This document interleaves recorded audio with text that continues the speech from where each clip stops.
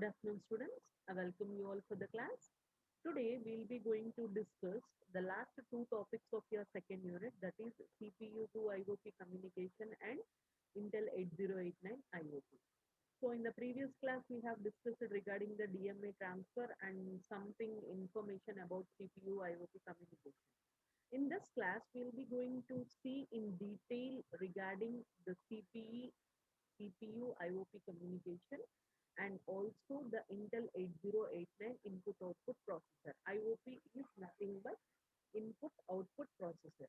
So the short form here we call it as the short form IOP, and we call the full form of IOP is input output processor.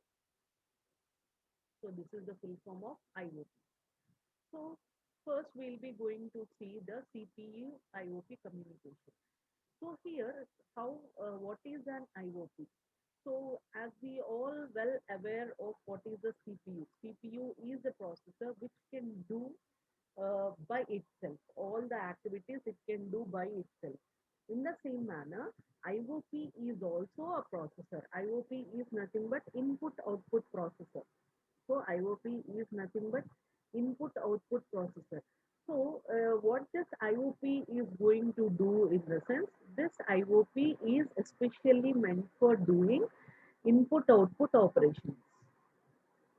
So input output operations are going to be done by this IOP, and all operations are going to be done by the CPU. So you will be going to have a doubt again. We are having the central processing unit. Why we need an IOP?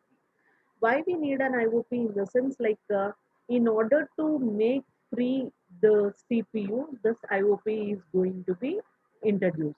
So each and every task is going to be done by the CPU, so that it is going to be very slow when we are going to deal with the input output things like peripheral devices.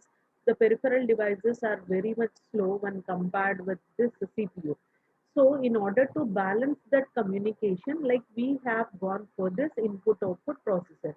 So this input output processor will be only handling the input output operations. So that is the IOP communication.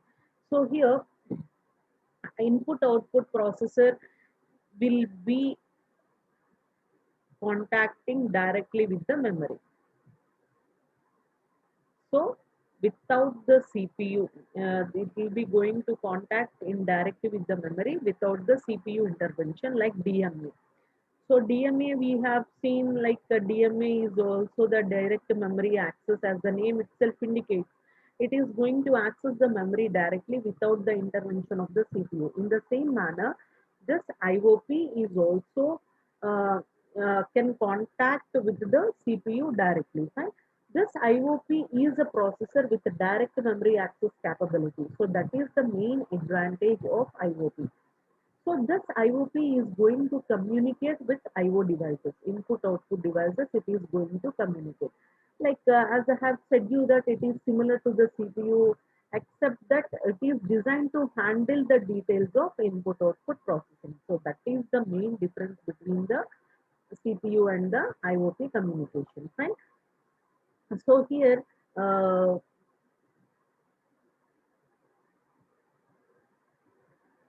Here, this IOP, what I said you is like without the intervention of CPU. So DMA controller also is there. Like without the CPU involvement, it is going to transfer. In the same manner, without the CPU involvement, IOP communication is going to be done. So CPU IOP communication. These are the sequence of steps. These all are the sequence of steps, how the CPU and IOP are going to be communicated. I'll be going to show with an explain with an diagram. Fine. So first CPU and IOP. So CPU is going to do all the tasks, right? Whereas IOP is going to do only input and output operations. So this input and output operations are going to be done by the IOP, and all the remaining tasks are going to be done by the CPU. Suppose, for example, here CPU instruction sends an instruction to send the IOP path. CPU, what the CPU will do is it is going to send an instruction to the IOP whether it is free or whether it is busy. Free in the sense if it is not doing any task, IOP is idle without doing any input and output operation. Busy in the sense this IOP is involved in some input or output operation, that we say it as a busy condition. So in order to test whether this IOP is busy or free, what the CPU is going to do is it is going to send a test instruction to the IOP. So after receiving that test instruction, whether it is busy or free, what this IOP is going to do is this IOP will send the status of this IOP to the CPU. What is the status word? Whether it is busy or whether it is free. So that status is going to be sent by IOP to the CPU. So if the status is free, if the status is free, then what the CPU is going to do is CPU will start sending the input output instructions or input output operations to the IOP. Why? Because IOP is only meant for doing input and output operations, right? So suppose the CPU is having some X in the sense some output operation. So this output operation needs to be given to the IOP. So that's the reason it sends a test signal whether this IOP is free or busy. So what this IOP has said, okay, I am free now. So free in the sense, what the CPU is going to do is, it will be going to send that X instruction, which is an output instruction to this IOP. And what the CPU will do, it is going to do the remaining task. It is going to do the remaining task. CPU continues with another program, which is not input output operations. It is going to do another program. In the meanwhile, what this X instruction, this X program has been sent to the IOP. So what this IOP is do? IOP is going to access the memory for that program command. Why? Because the CPU and IOP both makes use of one memory only. Fine, by making use of this memory only, CPU and IOP are going to communicate. Once the CPU has sent the information regarding this X program, so what the IOP will be going to do is, IOP will fetch the information regarding this X program from the memory. So control IO transfer using DMA prepare this is going to do all the actions by making use of a DMA, and then it is going to prepare the status report. Status report in the sense whether it has done or not, that status report is going to prepare. So this status report is going to be prepared after completion of this IO operation. Then IO transfer completed. Okay, successfully done the IO transfer. Then after completing only, this IOP is going to send the interrupt signal to the CPU. Interrupt signal to the CPU. Then what the CPU will do is CPU will request for the status. What is the status of this X operation? Whether you have successfully done or whether it has been halted anywhere.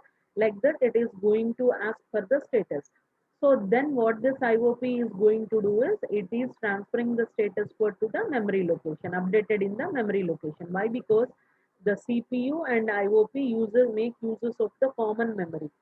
So this IOP will update the status in the memory. Then CPU will check that memory status and it is going to proceed further the next operation. This is how the CPU and IOP are going to be communicated in a synchronizing manner. So if any other operations other than input output is going to be done by the CPU. If any operations related to input and output operations, those are going to be done by the input output processor only. This IOP is also a processor which is going to do the things by itself without the intervention of the CPU. Like DMA, it is going to handle all the things without the intervention of the CPU. So that is the main advantage of using this input-output processor. This is how the CPU and IOP are going to be communicated. And here you can find the sequence of steps. The CPU first step is CPU sends an instruction to the test the IO packet. So CPU first instruction is testing whether it is free or busy. So after receiving this test signal, what the IOP responds? If the IOP responds by inserting a status word in the memory. Why? Because both are making use of a common memory.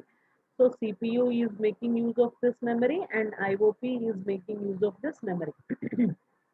So this IOP, what it will be going to do? Okay, I am free.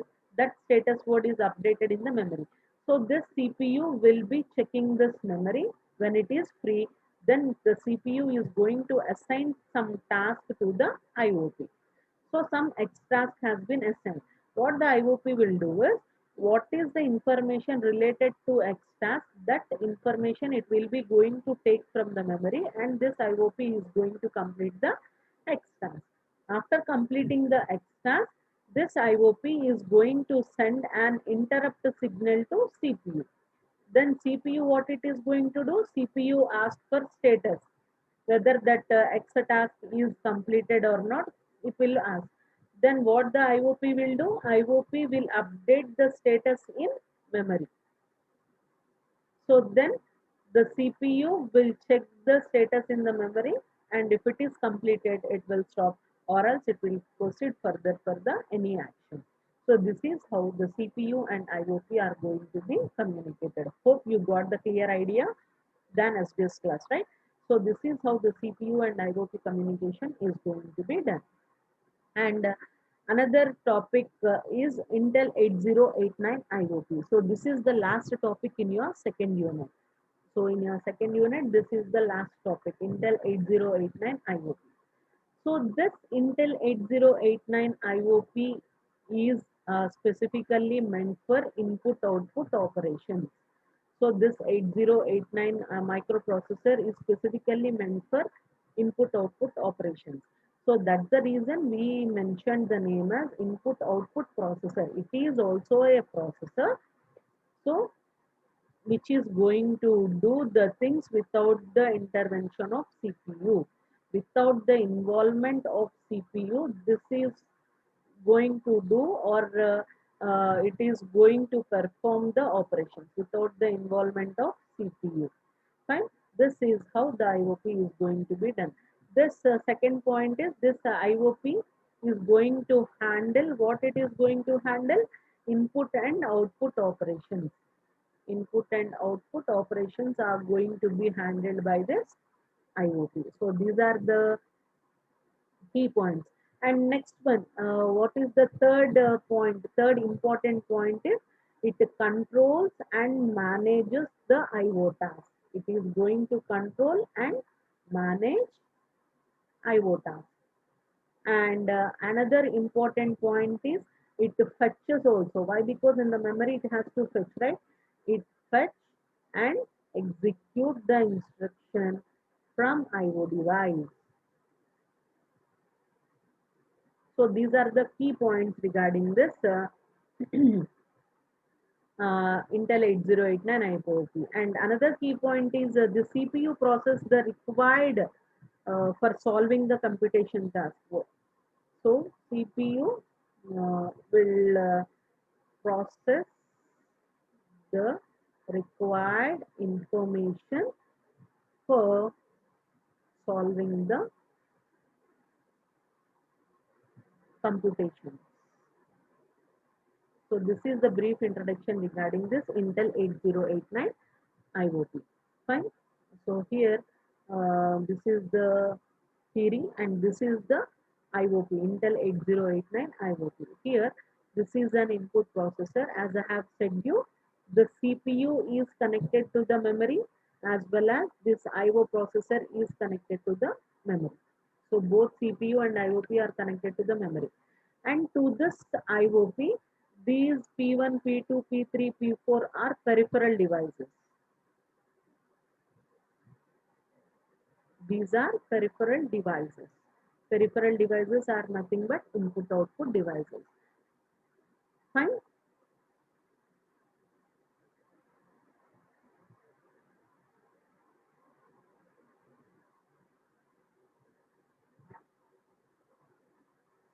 So here, what this IOP is going to do is, this IOP is going to provide a path for transfer of data between the peripheral devices and the memory. So that is the main task over here. So what is this IOP is going to do is, it provides a path. It provides a path for peripheral devices. PD in the sense peripheral devices and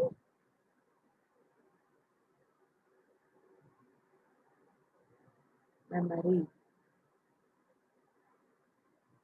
Path between the peripheral devices and the memory. So this CPU here, what the CPU will be going to do is, uh, as I have said you earlier, so CPU, what it is going to do is, CPU assigns some work to the IOP. Fine. CPU assigns the work to the IO processor. Now this IO processor, what it will be going to do, it will execute that assigned work. Fine. To do the work, to do this assigned work, what this IOP has to do? This IOP has to get the information from the memory relating that assigned work, right? Has to take the command from the memory. So these commands are going to be, so these commands are going to be done by the user related to that particular task. So here CPU, if any IO operation is there, CPU will assign that IO operation to the input output processor. Input output processor takes the related information from the memory and completes the IO task. And after completion, then it is going to send the interrupt signal. Interrupt signal in the sense the task has been completed, and then after sending the interrupt signal, this IOP will update the status in the memory itself. Then it is going to be looking after by the CPU, whether the task has been completed or not. That is going to be done by the CPU, which is going to have the related information regarding the processes. So here, this IOP, this input output processor is a direct memory access capability. So that you have to remember. So this IOP is the direct memory accessing capability.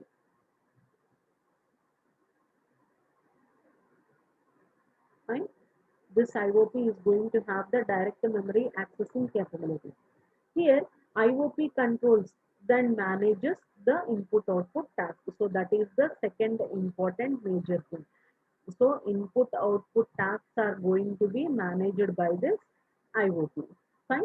Here, the CPU processes the data required for solving the computational task, and then the IOP provides a path for transferring the data between the peripheral devices and the memory.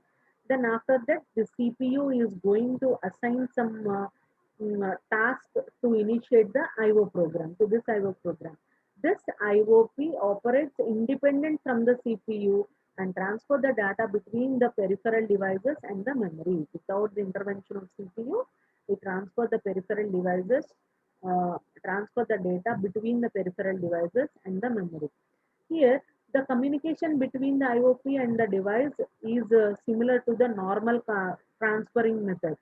So here, if it is when if you want to transfer large scale, each process is independent of other process, and any process can initiate this operation. So this is how the CPU IOP Intel 8089 IOP is going to be taken.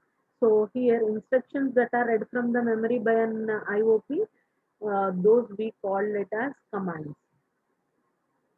Those we call it as a commands. So these commands are prepared by users, or we can say it as a, these commands are prepared by the programmers, and they are stored in the memory. So command words make the program for IOP.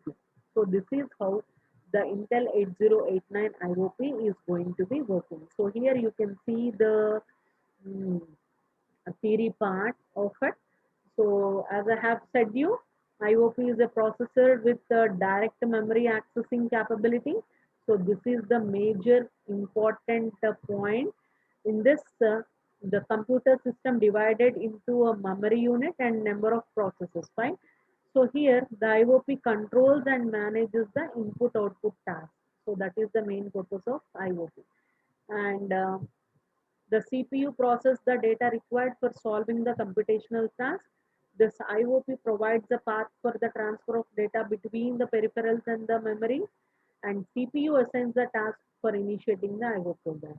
Here, the important thing is it operates independent from CPU and transfer the data between the peripherals and the memory. So this is how the Intel 8089 IOP is going to be handled. Fine.